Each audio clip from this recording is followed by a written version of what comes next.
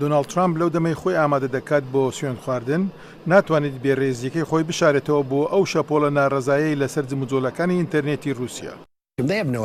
ئەوان هیچ زانیارییان نییە کە ئەگەر رووسیا یان چین یان کەسێکی دیکە بوو بێت لەوانەیە کەسێک بوو بێت لە ماڵی خۆیدا ئەوەی کردبێت. ئەو بەڕێوەبەرایەتیەی ئێستا کە لەسەر ڕۆیشتنە واز ناهێنێت و سەرۆک ئۆباما فەرمانی داوە لێکۆڵنەوەیەکی تۆکمە بکرێت لەسەر هاکردن لەلایەن رووسیاوە بەر لەوەی کۆتایی بە پۆستەکەی بێت. سەبارەت بە سووربوونی دەستگای هەواڵگیریمان لەسەر هەبوونی جموجۆڵێکی زیانبەخشی ئینتەرنێتی بۆ دەستوەردان لە هەڵبژاردنەکانمان کۆمەڵگەی هەواڵگیری ئەوەی بەباشی ڕوون کردوێتەوە کەوا ئەمە جموجۆڵێک بووە لەلایەن باڵاترین ئەستەکانی حکومەتی رووسیاوە ئاراستە کرا بوو. تیمەکەی گواستنەوەی ترامپ هێرشی کردە سەر هەواڵگەری ئەمریکا و دەڵێت ئەوانە هەمان خەڵکانن کەوا گوتیان سەدام حوسێن چەکی کۆمەڵکوژی هەبووە.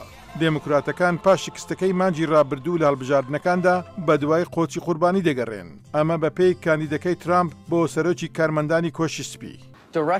خۆ رووسیەکان بە هیلاری کلینتنیان نەوت ویسکانسن و مەشیگان پشتگوێ بخە. هیلاری هەڵبژاردنەکەی دۆڕان لەبەرەوەی بۆچوونەکانی خراپ بوون. لە کۆنگریس بانگەوازی هەردوو حزبەکە ئەوەیە رووسیا بە تەواوەتی سزا بدرێت بۆ ئەو دەستێوەردانەی. ئەمە جۆرەکە لە شەرکردن. ڤلادیمیر پوتین کەوا زۆردار و بەدکار دۆستی لە سەرانسەر جیهان هەیە. جاکە ئەو هەوڵ بدات کار بکاتە سەر هەڵبژاردنەکانمان ئەوە دەبێت بە تەواوەتی بەرپرسیار بکرێت. پێویستە بزان چی ڕوویداوە و چۆن بەرگری لە خۆمان بکەین. بێگومان ئەمە هەڕەشەیەکی بەردەوامە کە لە کۆمەڵێکی سەرچاوەی جیاوازەوە لە سەرانسەری جیهان دەکرێت. جگە لە مەسلەی هاکردن لەلایەن رووسیاوە ترامپ بە فاکس نیوزی وت ئەو کاتە زانیاری هەواڵگەری دەوێت کە پێویستی پێیان بێت. من کەسێکی زیرەکم.